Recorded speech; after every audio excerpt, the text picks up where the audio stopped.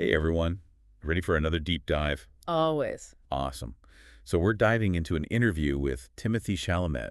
Ooh, interesting. It was on Theo Vaughn's podcast this past weekend. Okay, I know that one.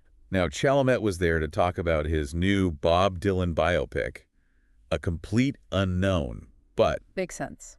of course, with Theo Vaughn, the conversation went to some pretty wild places. I can imagine. Yeah, we're talking Nashville, Okay. method acting, Interesting. even frontside piggybacks. Frontside what?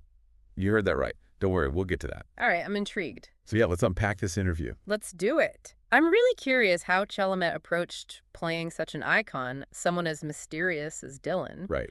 What makes this biopic stand out from all the others? Well, Chalamet sees this film as a way to introduce Dylan to a new generation, kind of bridge, he called it. A bridge, huh? Yeah, and he definitely didn't take the role lightly. What do you mean? We're talking 5 years of preparation. Wow, 5 years. Yep, guitar lessons, dialect coaching with the legendary Tim Monick, Demonic. the whole 9 yards. That's serious dedication. He didn't mess around. I've got to say, working with Tim Monick, that alone shows how much he wanted to get it right.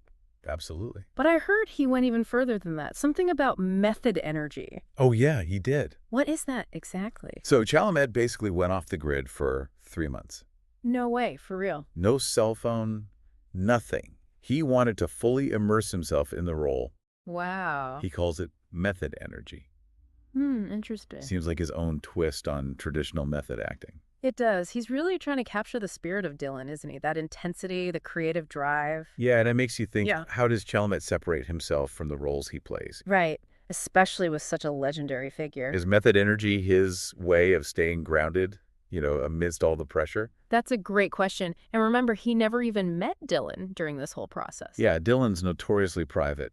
And his family is pretty guarded, too. Chalamet did mention meeting Dylan's grandnephew, Milo.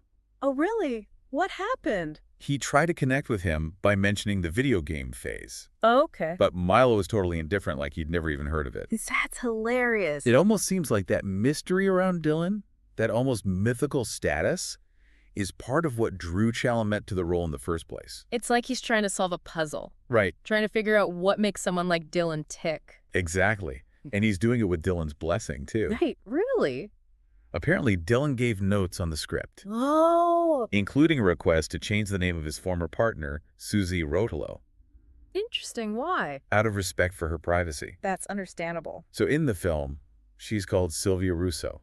That's a tricky thing about portraying real people on screen, especially if they aren't looking for the spotlight. So true. The film focuses on a specific time in Dylan's life, his early 20s. Right, when he was really coming into his own as an artist and a person. A pivotal time. It explores that love triangle between Dylan, Joan Baez, and Sylvia. Oh, yeah, that's a key part of his story. It was a time when Dylan was figuring out relationships, figuring out who he was. Exactly. And it sounds like Chalamet really connected with Dylan on that level. Definitely. Chalamet even mentioned a 2004 interview. What interview? It was with Ed Bradley. Oh, yeah. Dylan famously said, "God was writing through me." Wow, that's a powerful statement. That unwavering dedication to his craft must have resonated with Chalamet. Especially given how intensely he prepared for this role. Absolutely. It's like he's drawn to that rebellious spirit, Yeah. that unwavering commitment to art. But hey, let's change gears for a second. Who knew Timothée Chalamet was a Nashville fan? Right. This is where the interview takes a hilarious turn. What happened? So he's been to Nashville a few times. I had no idea. He even went to some Lipscomb University soccer games. Soccer? Why? His neighbor coaches there. Oh, that makes sense. He also went to a Vanderbilt versus Alabama football game and witnessed the students tearing down the goalposts after Vanderbilt won. No way, seriously. Yeah, he said they carried that goalpost down Broadway, trying to valet park it at a restaurant. That's wild. Total chaos. It's so funny to picture him at those chill soccer games and then in the middle of that crazy goalpost scene. I know, right? It's like two different worlds. And then there are his comments about Nashville itself. He called it fancy, but dangerous. Yeah, like Austin, but with less adultery, apparently. Well, that's adultery. That's what he said. Interesting.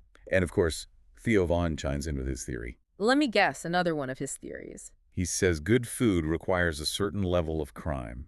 Okay, where is he going with this? implying that Nashville might be lacking in that department. Oh, I see. That's classic Theo. Finding humor in the most unexpected places. He's good at that. But I think this whole Nashville thing tells us something about Chalamet. What do you mean? It seems like he wants experiences outside of Hollywood, Like real-life stuff. Exactly. Those moments of absurdity you just can't script. It makes you wonder, is he trying to stay grounded? Avoid becoming detached from the real world? Yeah. Especially with his fame growing like it is. It's a good question. Yeah, it really is. It actually leads perfectly into our next point, which is all about Chalamet's views on fame. Let's get into it after a quick break. Sounds good to me. Yeah, it's a tough spot to be in. For sure. He wants to be recognized for his work, Right. but he doesn't want to get caught up in all the superficial stuff. Exactly. He even compared those promotional events. Like the red carpets and premieres? Yeah, he compared those to being a rock star. Interesting comparison. Imagine coming out on stage to a roaring crowd, everyone's chanting your name. Okay, I'm with you. But instead of rocking out, You're just sitting there. answering questions politely, Oh, I see what he means. it's not quite the same. You're not even close. He seems to want that real, genuine connection with the audience. Which might explain why he likes working with directors like Josh Safdie. Right. Their films are so raw and intense. Totally unpredictable. Speaking of Safdie, Chalamet talked about filming Uncut Gems. Ah, I love that movie. It sounds like it was brutal. How so? 16-hour days for 3 months straight. Wow, that's intense. And Safdie really pushed him with these stunts and physical challenges. Like tests, almost. That's the word he used. It's like he had to prove himself. Yeah, to earn Safdie's respect. And it sounds like it took a toll. Oh, yeah. He mentioned wearing these special contacts and glasses for one scene. Blah, how? Messed up his vision for weeks. Ouch. It's crazy how far he's willing to go for his art. But it makes you wonder, how do you stay grounded through all that? How do you not lose yourself? It's a good question. Chalamet talked about how, for actors, losing that sense of humanity, it shows on screen. You can't fake it. He's trying to hold on to that, that stink, as he put it. Stain. I know, it's an odd way to put it. But I think I get what he means. Like that raw, unfiltered part of yourself. Yeah, the part that makes you real. He's even trying to limit his social media use. Trying to avoid that constant feedback loop. It can really mess with your head. Totally. He's making a conscious choice to step away from that. It's a powerful move, especially these days when everyone's so online. It shows how much he values staying true to himself. Like Dylan, going against the grain. And there's a purpose behind his career choices, too. What do you mean? He wants to give back to the film industry That's interesting. by choosing roles in big movies like Dune and Wonka.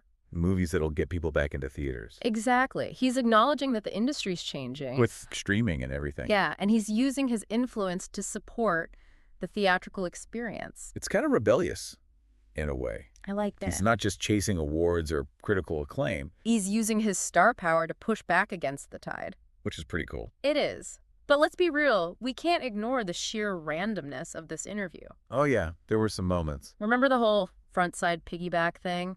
How could I forget? Apparently that's Theo Von's go-to greeting. What? He insisted on giving Chalamet a piggyback ride.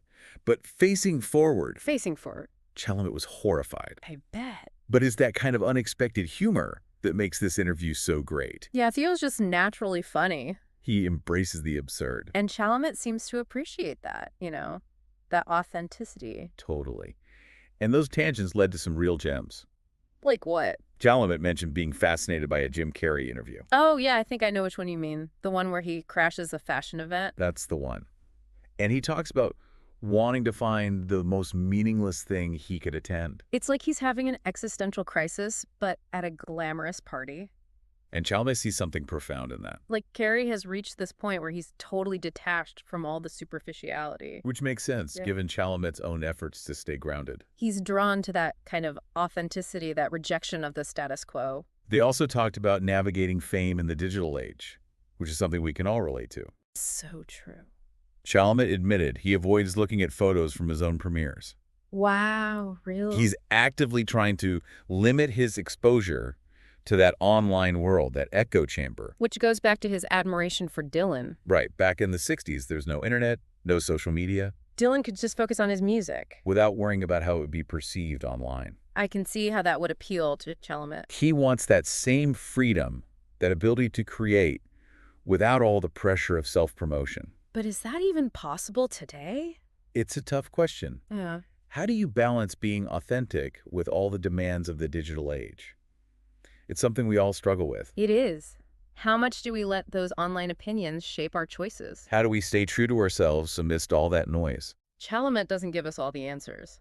But he's at least asking the right questions. And he's being honest about his own struggles, which is refreshing It makes him seem more human. or relatable, He's not some untouchable movie star. He's just a guy trying to figure things out. like the rest of us. And he's doing it while starring in these huge films, working with incredible directors, and having these bizarre conversations with Theo Von. Speaking of Theo Von, Yeah.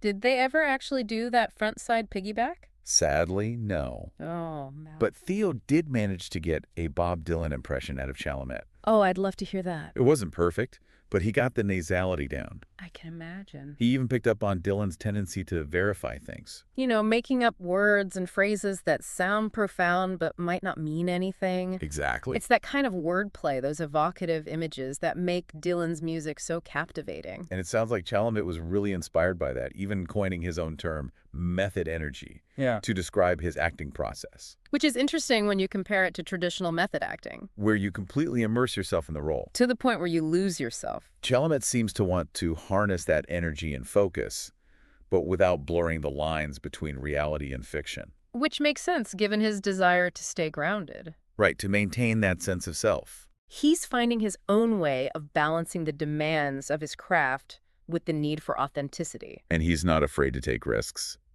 Like working with Safdie again. Exactly. Like he's always looking for a challenge. He's not content to just coast. And he's willing to poke fun at himself. Oh, yeah. He told this funny story about getting starstruck by Edward Norton. Edward Norton. Yeah, he's in the Dylan film, too. Oh, right. Chalamet was watching Rounders. The poker movie. Yep, and Norton caught him. Awkward. Chalamet felt like Norton saw right through him, like he'd lost his cool. It's kind of endearing. It Reminds us that even the biggest stars get starstruck sometimes. shows that playful side of him, Yeah. that willingness to laugh at himself. And amidst all the serious talk about method acting and existential crises, Those moments of humor are important. they keep him grounded. Remind us that he's not just this brooding artist. He's a guy who enjoys a good poker movie. And a goofy joke. Speaking of goofy jokes, Theo Von had a few more casting ideas. Oh no, what now? He suggested Chalamet play Tad Lincoln, Okay, interesting. Chad Hanks, As in Tom Hanks' son. the one and only, Wow. and even Mao Zedong. Mao Zedong. Yeah, it was wild. That's quite a range. Just pure comedic chaos. But it's also kind of brilliant, you know? How so? It's making us see these historical figures in a different light. Challenging our assumptions. Reminding us that history can be just as strange and unpredictable as fiction. And that sometimes the best stories defy categorization. That's what makes this deep dive so fascinating. We've gone from Bob Dylan to frontside piggybacks to Mao Zedong. All in one conversation. It's been a wild ride. And we're not done yet. We still need to talk about Theo's ping pong obsession. Oh, yeah, that's a whole other story. And his quest for love. Right. And those mysterious Christmas ornaments he's been receiving. You're not going to want to miss this. Okay, you've got my attention. Christmas ornaments. Now that's a curveball. Who's sending them? He has no clue. Apparently, he's been getting these ornaments for the past 4 years, and he has zero idea who's behind it. Okay, that's kind of strange. It's like a Hallmark movie, but with a little bit of a mystery thrown in. It does make you wonder, like, what's their deal? Is it just a harmless thing, or is there something more to it? Yeah, good question. I guess that's for Theo to figure out. True. But speaking of unexpected things, did you know Theo Von is a huge ping pong fan? No way, really. Ping pong. He trained with this amazing ping pong couple in San Diego, Wei and Wei Li. Okay. And get this, Wei Li is a former Chinese ping pong champion from back in the 1980s. Wow. And she's in her 90s. No way, that's incredible. Talk about dedication to the sport, right? Yeah, that's amazing. And Chalamet even got in on the action. Really? While he was preparing for Marty Supreme, he trained with Wei Li too. I love that movie. There's a lot of ping pong in it. Exactly. And Chalamet said she absolutely crushed him every single time. It seems like he's drawn to these, like, really interesting people. Yeah. Whether it's a famous director like Safdie or a 90-year-old ping pong champion. It's like they give him a new way of looking at things. And they probably have the best stories. Oh, absolutely. And Theo, well, he's always got a story or two to tell. I can imagine. He talked about his early days doing stand-up in L.A. What was that like? He was basically wandering around Westwood, buying vapes, wondering what he was doing with his life. That's a pretty funny image. It is, but I think we can all relate to that feeling, Yeah. especially early on in your career when you're not sure what you're doing. Totally. There's so much uncertainty, so much doubt. Even someone as successful as Theo Von has those moments. Definitely. And it's those moments that make us connect with people, when they're real with us. Exactly. So, speaking of connections, Theo's been pretty open about wanting to find a wife and start a family. Yeah, he has. He even asked Chalamet for dating advice. And what did Chalamet say? Did he have some secret wisdom to share? I'm curious to hear what he said. Well, nothing too groundbreaking. He basically told Theo to be more open to it, Open to what? to the possibility of love, to put himself out there. Solid advice. You can't find love if you're not looking for it, right? Exactly. And it sounds like Theo's actually trying to do that. How so? He's getting his house ready for a potential wife. Hmm? He even put up a Christmas tree. Oh, that's sweet. He's trying to create a welcoming space, He's even thinking about getting a Subaru. A Subaru. Apparently, that's a sign of commitment in his world. Okay, interesting. Well, it seems like he's putting in the effort. He is. But here's the thing. In the middle of all this talk about finding the one, he mentioned something pretty shocking. Okay, I'm listening. He's been getting these Christmas ornaments from this mysterious woman for the past 4 years. Hold on. Did you say a secret admirer? That's like something straight out of a movie. I know, right? A little mysterious, a little bit creepy. He has absolutely no idea who she is, but every year, a new ornament appears in his mailbox. That's both sweet and a little unsettling, It is. But that's what makes Theo so interesting, isn't it? He's got this mix of humor and vulnerability. And you never know what he's going to say next. And speaking of unexpected things, you mentioned something earlier about Theo talking to his plants. Oh, yeah. He's a plant dad. He is, but not in the way you might think. He doesn't just nurture them, he kind of berates them. Berates them? What do you mean? He tells them stuff like, if your mother hadn't left, you'd be watered every day. Wow. That's hilarious and a little bit sad. But it's those little quirks that make him so relatable. Definitely. We all have our own weird things that make us who we are. So I guess that brings us to the end of our deep dive. It does. We covered a lot today, from Bob Dylan to frontside piggybacks to plant parenting. It's been quite a journey. It has. But, through it all, I think the biggest takeaway for me is this idea of staying true to yourself, even when the world is telling you to be someone else. I agree. Whether it's Timothée Chalamet dedicating years to mastering a role or Theo Von talking to his plants, they're both following their own path. They're embracing the absurd, finding humor in the everyday, and just being authentically themselves. And that's something we can all learn from. Absolutely. So what do you say we wrap this up? Sounds good to me. Thanks for joining us on this wild ride through Theo Von's podcast. Always a pleasure. Make sure to check out A Complete Unknown and dive into Bob Dylan's music if you haven't already. And maybe give your plants a pep talk. You never know, they might have some wisdom to share. Or at least a good laugh. Until next time, keep exploring, keep questioning, and keep diving deep.